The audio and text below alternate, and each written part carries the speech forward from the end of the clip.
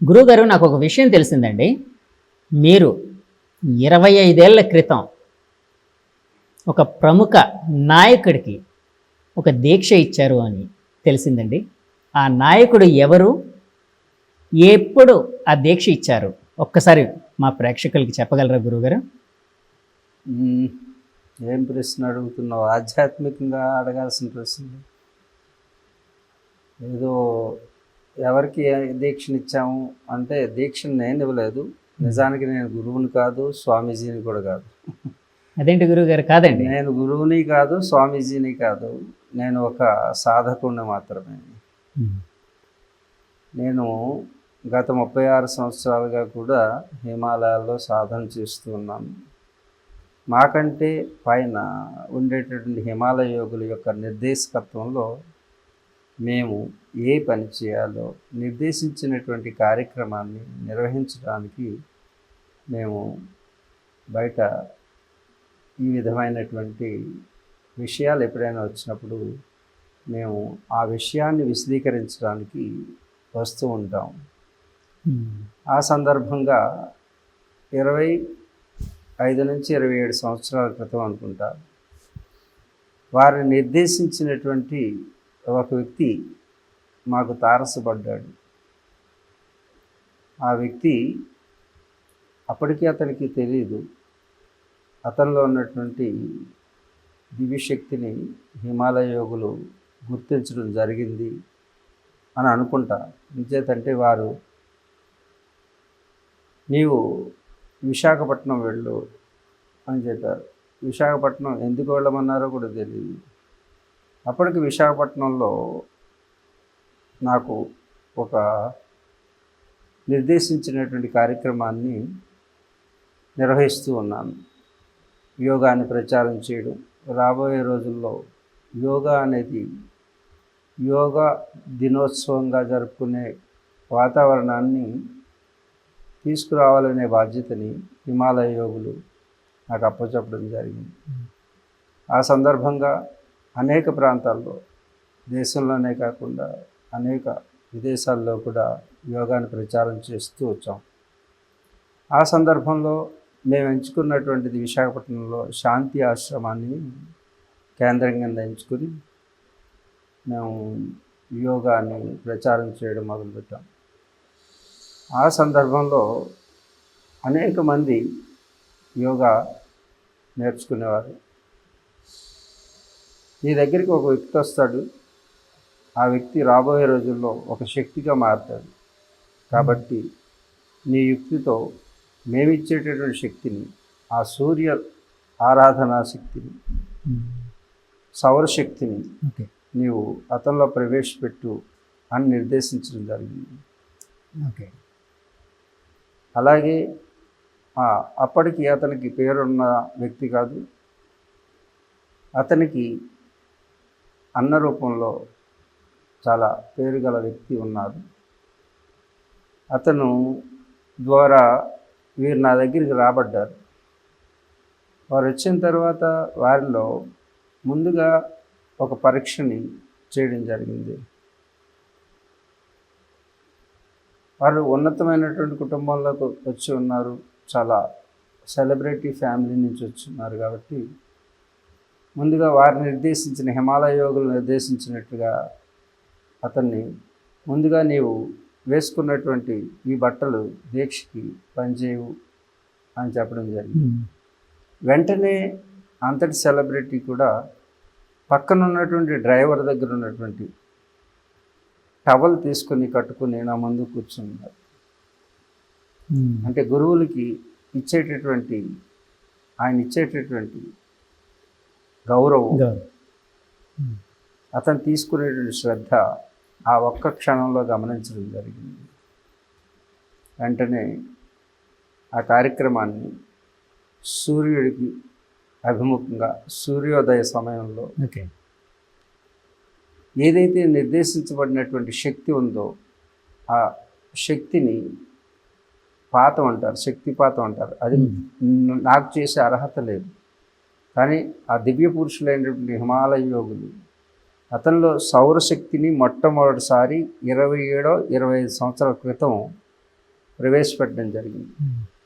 ఆ రోజు ఈనాటికి ఆ ఫోటోలు, ఆ వీడియోలు మా దగ్గర మా సంస్థలో ఉన్నాయి. కానీ ఏ రోజు కూడా వాటిని బయట పెట్టడానికి వీలు లేదు, బయట పెట్టలేదు కూడా. గురుగారు యాక్చువల్గా ఆ రోజు అతనికి ఆ సౌరశక్తి ప్రవేశపెట్టినట్టు తెలియదు. కానీ నేను అక్కడి నుంచి హిమాలయ యోగులు అతన్ని గుర్తించి రాబోయే 27 సంవత్సరాల్లో ఒక ఉన్నతమైనటువంటి ఉద్యమానికి మూలపురుషుడిగా తయారు చేయడానికి వారు నిర్దేశించుకున్నటువంటి, వారు ఎన్నుకున్నటువంటి వ్యక్తే ఈరోజు సనాతన ధర్మానికి సారథి అవుతాడని నాకు ఇప్పుడు తెలిసింది. ఇప్పటి వరకు తెలియదు నాకు. అయితే ఆనాడే నా నోటితో పలికించారు. 27 సంవత్సరాలు తర్వాత ఈ వ్యక్తి మహాశక్తిగా మారతాడని, సనాతన ధర్మానికి సారథిగా మారతాడని తెలియజేశారు హిమాలయ యోగులు. వారి నిర్దేశకత్వంలోనే ఈనాటికి కూడా మేము పనిచేస్తున్నాం. ఆనాటి నుంచి ఆ వ్యక్తి అనగా ఏ విధంగా అంటే, మాకు వారు నిర్దేశించినట్టుగా గత 2.5 సంవత్సరాల క్రితం మాకు వేరే పని అప్పచెప్పారు. అదేమిటంటే, ఎక్కడో అడవుల్లోకి వెళ్ళమన్నారు. వర్షాలో ఉన్నటువంటి అడవుల్లోకి వెళ్ళి అక్కడ ఉన్నటువంటి మహేంద్ర తనయ నదీ తీరంలో మహేంద్రగిరి మీద హనుమంతుడి యొక్క పాదముద్ర ఉన్న చోట అది దర్శించుకున్న తర్వాత మహేంద్ర తనయ అనే నదీ పరివాహక ప్రాంతంలో ఒక దేవి విగ్రహాన్ని ప్రతిష్ఠించమని మాకు హిమాలయాల నుంచి సందేశం అంది. మేము అక్కడికి వెళ్ళి అక్కడ నిర్దేశించబడినటువంటి వారి చేత, అక్కడ ఉన్నటువంటి యోగులు, మునులు వాళ్ళందరి చేత ఆ అడవిలో మహేంద్రగిరి అంటే హనుమంతుడు సీతాన్వేషణకి బయలుదేరినటువంటి ప్రదేశం అది మహేంద్రగిరి. ఆ శక్తివంతమైనటువంటి ఆ ప్రదేశంలో హనుమత్ చరణముద్ర ఉన్నటువంటి ప్రదేశంలో మహేంద్ర తనయ నదీ పరివాహక ప్రాంతంలో ఒరిస్సాలో మేము ఆ చేత వారాహి అమ్మవారి యొక్క ప్రతిష్ఠ జరిగింది. అది మాకు ఎందుకు జరుగుతుందో మాకు తెలియదు. తర్వాత కొన్ని ఆ సెలబ్రిటీ ఉన్నారా అండి అప్పుడు మీతోని? అక్కడ లేరండి. నాకు సెలబ్రిటీకి ఏ సంబంధం లేదు. ఆ ఒక్కసారి తప్పితే ఈ 27 సంవత్సరాల్లో మేము ఎప్పుడు కలవాల్సిన పని లేదు. గురుగారు, ఆ సెలబ్రిటీ ఒక పవనుడిలా అలాగా, అంటే రాజకీయ పవనంలాగా అలా ముందుకు వెళ్తూ కళ్యాణం, ఒక బగబగమండే కళ్యాణుడిలాగా అలాగా ముందుకు వెళ్తున్న పవన్ కళ్యాణుడేనా? బాగా పోలుస్తున్నాం. ఆయనే అండి. కళ్యాణం అంటే శుభం జరగటం, శుభం జరగడమే కళ్యాణం. అంటే లోకానికి శుభాన్ని కలిగించేది కళ్యాణము అంటారు. అలాగే పవనం అని అడుగుతున్నావు. అయితే అక్కడ ఆ వారాహి అమ్మవారిని ప్రతిష్ఠించి హోమాధికారులు జరిపి ఎంతమందో యోగుల చేత ట్రైబల్స్ అందరూ కూడా ఒక సౌండ్ చేస్తారు అని. ఇవన్నీ చేసి ఏదో జరుగుతుంది, మాకు అర్థం కాల. కానీ మా చేత ప్రతిష్ఠ ఎందుకు జరుగుతుందో మాకే తెలియలేదు. అది అయిన తర్వాత ఒక సంవత్సరానికో వారాహి యాత్ర అని ఎన్నుకోబడినటువంటి ఆ వ్యక్తి వారాహి యాత్ర అని ప్రారంభించారు. ఓహో, ఇదా హిమాలయ యోగుల యొక్క రచన అని మాకు అర్థమైంది. గురుగారు, ఇది మహేంద్రగిరిలో మీరు వెళ్ళి మీ ఆధ్వర్యంలో మీ యోగులు ఎవరైతే చెప్పారో అది అవలంబించారో అవన్నీ చేశారన్నారు కదండి. ఈ ఎంతకాలం అయింది గురుగారు? దాని ఫోటోలు అవి చూడొచ్చు. మీకు 2.5 సంవత్సరాలు. ఓకే. అంటే పవన్ కళ్యాణ్ గారికి అంటే దీక్ష ఏదైతే మీ గురువులు చెప్పిన దీక్ష మీరు ఇచ్చారో అది జరిగి 20-25 ఏళ్ళు అవుతుందండి. అంతే కదండి.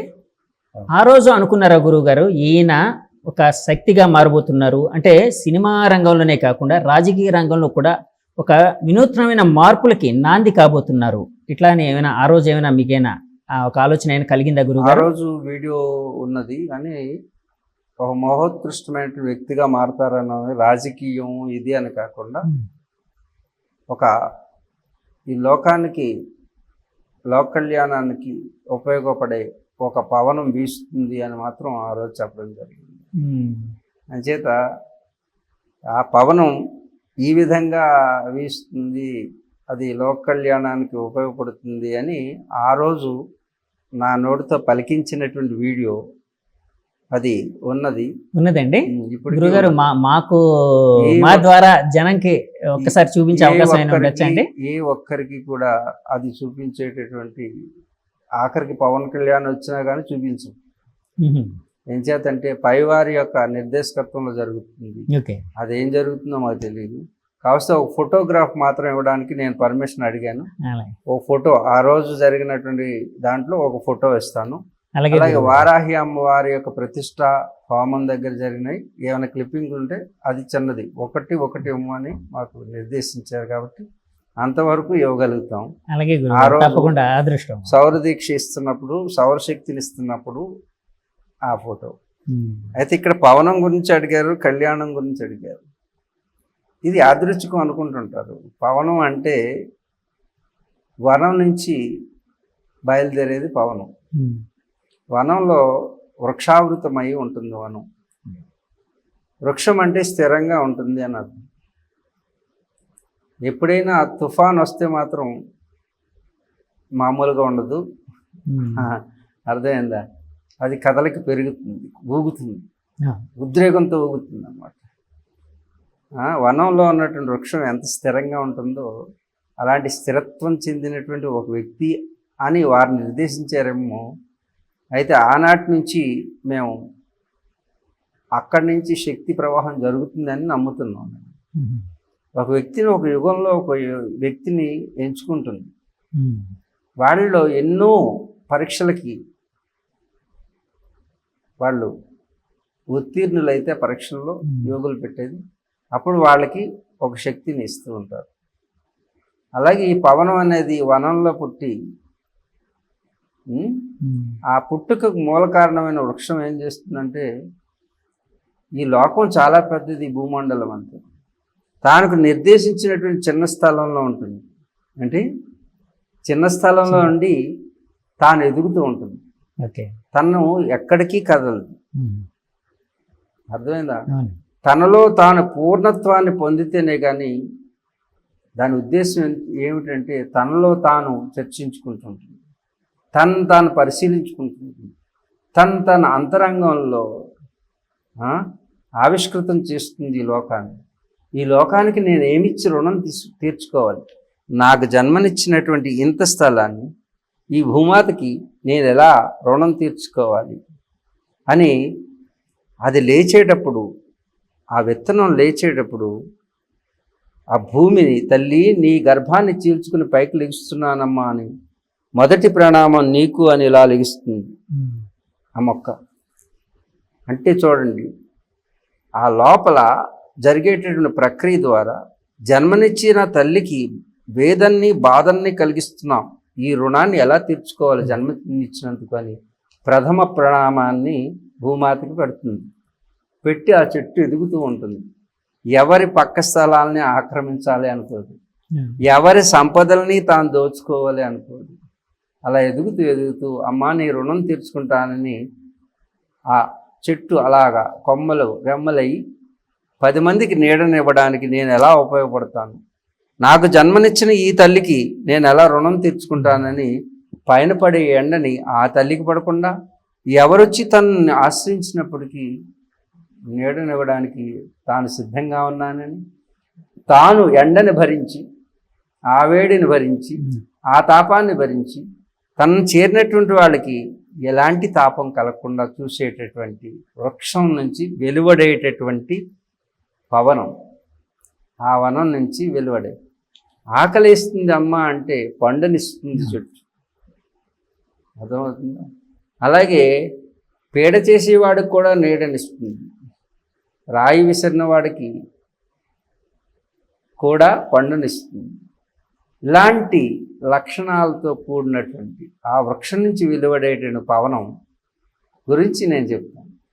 ఆ పవనం వీస్తుంది, ఈ లోకమంతా కూడా తాపాన్ని తీరుస్తుంది. మరి ఈ పవనం గురువుగారు నేను పవనం గురించి మాట్లాడుతున్నా. అది అతనిలో ఉంటే మీరు చూసుకోండి, అతనిలో ఈ లక్షణాలు ఉన్నాయా అని మీరు ప్రేక్షకులు కూడా చూసుకోండి. ఓకే గురుగారు. ఉంటే ఓకే, అతను కూడా ఆ పేరుకు తగ్గవాడు అని అనుకోవచ్చు. ఈ పవనం బయలుదేరిన తర్వాత పేద గొప్ప, చిన్న పెద్ద, పశువు పక్షి అని చూడకుండా ఆ పవనం వనం నుంచి బయలుదేరిన పవనం నీ ముక్కులోకైనా ఎవరి ముక్కులోకైనా దూరుతుంది. ఆ పవనం వాయువై, మనిషికి ఆయువై, ఆ పవనం ప్రాణమై అందరి జీవనాన్ని నిలుపుతూ ఉంటుంది. అందరూ బ్రతికేటువంటి అవకాశాన్ని కల్పిస్తుంది. ప్రాణవాయువై జీవితాన్ని ఇస్తుంది. ఇది పవనం యొక్క లక్షణం. ఈ పవనం యొక్క లక్షణమే ఈ లోక కళ్యాణానికి ఉపయోగపడుతుంది. అది పేద గొప్ప, ప్రాంతం, జాతి, కులం, మతం ఏమీ చూడకుండా సనాతనమైనటువంటి ఆ శక్తి ప్రవాహం జరుగుతుంది. ఆ ప్రవాహమే పవన్ కళ్యాణం, పవనము కళ్యాణం. గురుగారు ఇప్పుడు అంటే ఎలాగ ఇంకా పేరు రివీల్ చేశాం కాబట్టి అడుగుతున్నానండి. పవన్ కళ్యాణ్ గారు ఈ మధ్య సనాతన ధర్మం అనే దాన్ని ఎక్కువగా చెప్తూ ఉన్నారు, మాట్లాడుతూ ఉన్నారు. అంటే నాకు చాలాసార్లు ఆయన వీడియోలు కానీ ఇవి కానీ పరిశీలించినప్పుడు ఆయన హిందూ ధర్మం, సనాతన ధర్మం మీద ఎక్కువగా అంటే ఆయన తన ధర్మాన్ని ఫాలో అవుతున్నారు, చాలా నిష్టగా ఉంటున్నారు అన్నట్టు అనిపిస్తూ ఉంటుందండి చూసే వాళ్ళకి. సో ఆయన అంటే ఇప్పుడు మీరు చెప్పిన లక్షణాలు ఏవైతే ఉన్నాయో పవనం యొక్క క్వాలిటీస్ ఏంటి, అలాగే కళ్యాణం అంటే ఏంటి అని చెప్పారు కదండి. రెండు ఇముడ్చుకున్న ఒక వ్యక్తిని ఆ రోజు హిమాలయ యోగులు గుర్తించారు అని అన్నారు కదండి. అంటే గుర్తించినప్పుడు అంటే మీ గురువులు మీకు చెప్పిన, మీకు ఆదేశించిన విషయం అంటే సూటిగా చెప్పగలరా? ఇవన్నీ బయటికి పెద్దగా చెప్పుకోవాల్సిన అవసరం లేదు. మాకే తెలియని విషయం నీతో ఎలా చర్చిస్తాం? మేము ఒక టూల్ మాత్రమే. We are the messengers, that's it. మేము ఒక సాధకులు మాత్రమే. వాళ్ళు నిర్దేశించినటువంటి పనిని నిర్వహించడానికి ఉపయోగపడేటటువంటి ఒక వ్యక్తిని నేను మాత్రమే. నేను స్వతంత్రుని కాదు, నేను ఇంకా సాధకుడిని మాత్రమే. కాబట్టి వాళ్ళు ఎందుకు నిర్దేశించారో మేము చూస్తుంటే ఇప్పుడు మాకు అర్థమవుతుంది. ఆ రోజు చేసిన పనులు ఏమిటి, ఎందుకు అతను నా దగ్గరికి రాబడ్డాడు, నేను అతని దగ్గరికి వెళ్ళా, అతనే నా దగ్గరికి ఎందుకు వచ్చాడు, ఆ రోజు మాట్లాడినటువంటి మాటలు నేను మాట్లాడానా, నా నోటి అంటే ఎలా వచ్చింది. అలాగే అవతల ఆ వ్యక్తి కూడా మాట్లాడే మాటలు ఇప్పటి వరకు మీరు చూసినవి, ఆయన అనుకునేది ఒకటి, ఆయన నోట్ల నుంచి మాట్లాడేది వేరు. ఇది మాకు ముందే అక్కడి నుంచి చెప్తారు, ఈ రోజు ఈ మాటలు మాట్లాడతాడు అనేటువంటి సంగతి కూడా మాకు చూసాయిగా తెలిసిపోతుంది. అర్థమవుతుందా మీకు? అతను కూడా అడగండి వెళ్ళి పర్సనల్గా. అతను స్వతంత్రంగా మాట్లాడాడు, అనుకుని మాట్లాడింది కాదు, అది ప్లాన్డ్గా. కానీ దీని వెనక ఎవరో మాట్లాడిస్తున్నారనేటువంటి భావం అతను కూడా అప్పుడు ఉంటుంది. నాకెలా ఉందో అతను కూడా అలాగే ఉంటుంది. మేము చేసే చర్యలు కూడా మేమెందుకు చేస్తున్నాము, ఎవరు నిర్దేశిస్తున్నారనే సంగతి తెలుసు. ఆ పని వాళ్ళ చేత చేయించబడుతుంది. అలాగే నిర్దేశించబడినటువంటి వ్యక్తుల చేత వారికి తెలియకుండానే వారి చేత పనులు చేయిస్తుంటారు. వెనకున్నటువంటి అదృశ్య శక్తులు వారే హిమాలయ యోగులు అని నమ్ముతుంది. అయితే ఆ రోజు ఏం జరిగిందో అదంతా కూడా ఈరోజు జరుగుతూనే ఉంది. రేపు ఏం జరగబోతుందో కూడా నిర్దేశించబడి ఒక ఫార్మాట్లో ఉంది. ఉందా గురుగారు? ఉంది. నీకు చాలా చెప్పాము నీ ఇంటర్వ్యూలో కూడా. ఇంతకుముందు ఉత్తరప్రదేశ్లో ఏం జరుగుతుంది, మోడీకి సీట్లు తగ్గుతాయి. అది నా అభిప్రాయం కాదు, నేను మోడీని అభిమానించేటటువంటి వాడిని. నా సొంతం అనేటువంటి భావన, అంటే వ్యక్తిగా. అర్థమవుతుందా? అలాగే యూపీలో ఏం జరుగుతుందో మనం ఆన్ కెమెరా చెప్పుకున్నాం. అలాగే ఇక్కడ రిషికొండ గురించి కూడా చెప్పాము. ఆ ఋషికొండ తర్వాత ఏం పంచపాదరసలింగాలు. జరుగుతుందో చెప్పాం, అవే జరిగినాయి కదా. ఉమ్. అంటే మేము చెప్తున్నది కాదు, ఇది ఉమ్. పైన నిర్దేశించబడినటువంటి ఒక శక్తి యొక్క ప్రవాహం ఈ భాషగా భావంగా వచ్చి పలుకుతుందని నమ్ముతూ ఉంటాం. గురువుగారు, ఆ శక్తిని దైవం అని భావించచ్చా అండి? అదే ఇప్పుడు శక్తి అనేటువంటిది ఏదైతే ఉందో ఈ సకల చరాచర జీవరాశుల్లో ఒకటే శక్తి ఉంది, ఉమ్. ఒకటే శక్తి ఉంది. ఈ సృష్టి ఆరంభానికి పూర్వం శక్తి ఉంది, ఉమ్. సృష్టి లేనప్పుడు. ఉమ్. అంటే ఈ గెలాక్సీలు ఇవన్నీ కూడా ఈ సౌర కుటుంబం ఏవి లేకపోయినప్పుడు కూడా సృష్టి ఆరంభానికి పూర్వం అంటే పదార్థం పుట్టక ముందు కూడా శక్తి ఉన్నది.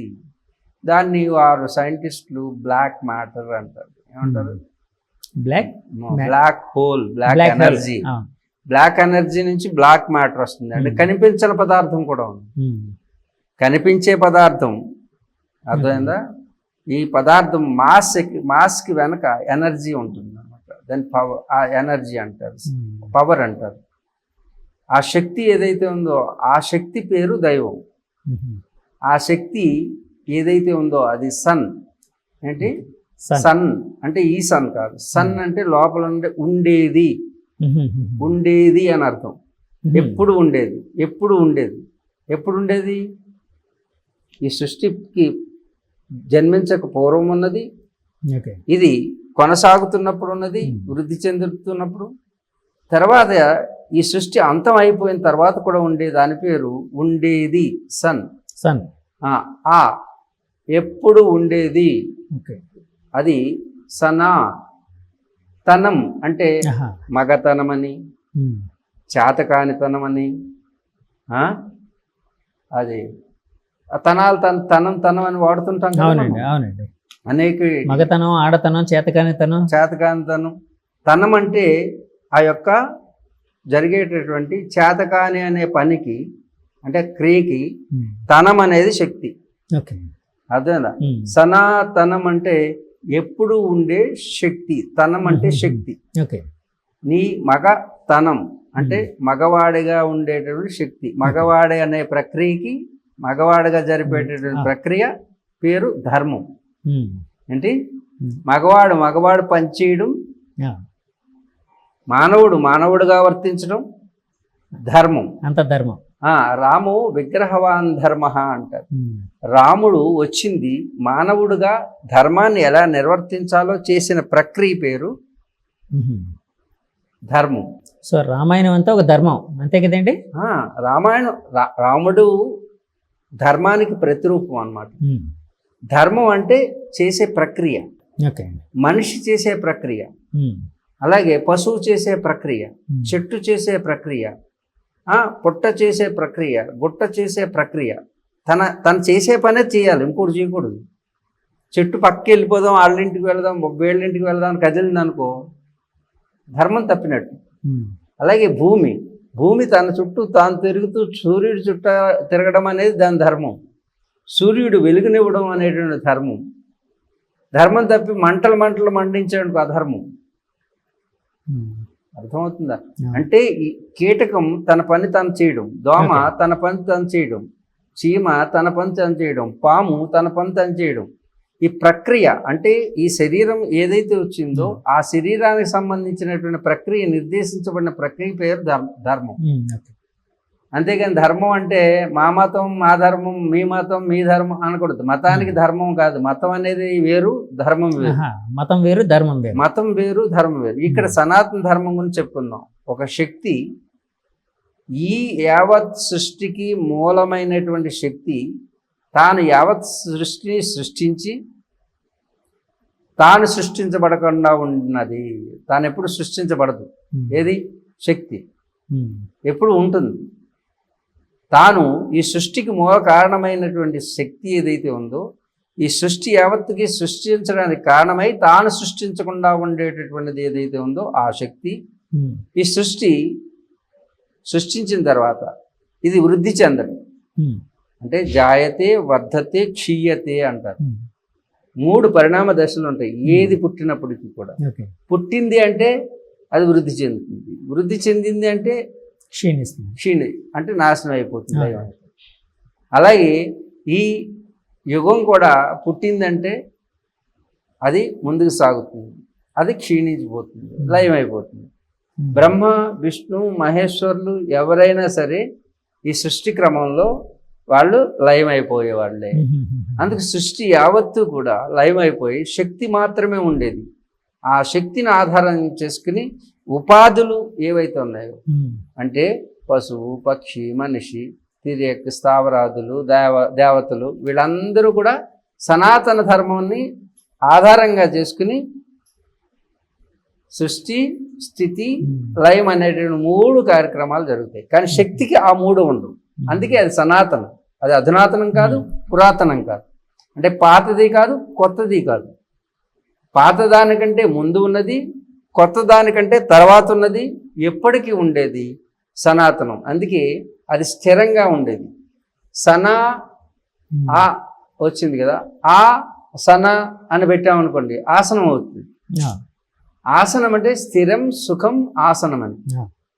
అంటే స్థిరంగా ఉండేది, సుఖంగా ఉండేది, అంటే తన ధర్మాన్ని తాను ఆచరిస్తూ ఉండేటటువంటిది. ఈ లోకంలో తాను చేసే చర్య ద్వారా తన సుఖాన్ని అనుభవిస్తూ ఈ లోకంలో ఉన్నటువంటి ఇంకొకరు సుఖాన్ని విఘాతం కలిగించకుండా వారికి కూడా సుఖాన్ని అందించేటటువంటిది ఏదైతే ఉందో అది సనాతన ధర్మం.